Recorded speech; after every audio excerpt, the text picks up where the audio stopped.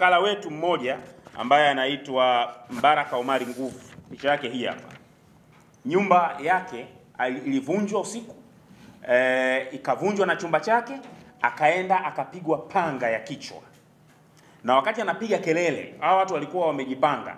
Yaani nyumba tatu za jirani ambazo obvious watu wangetoka kuitikia. Alipotoka mama wa kwanza akapigwa na yeye.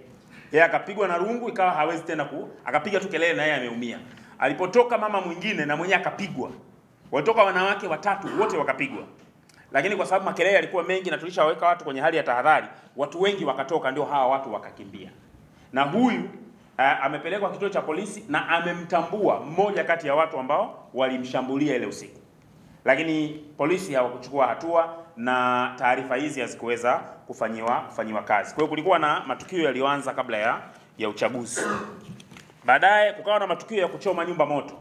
Wale mawakala wetu na wagombea wakaenda kuchoma moto. Hapa nilikuwa kwenye nyumba moja kati ya nyumba ambayo wakala wetu alichomewa nyumba yake moto. Tena huyu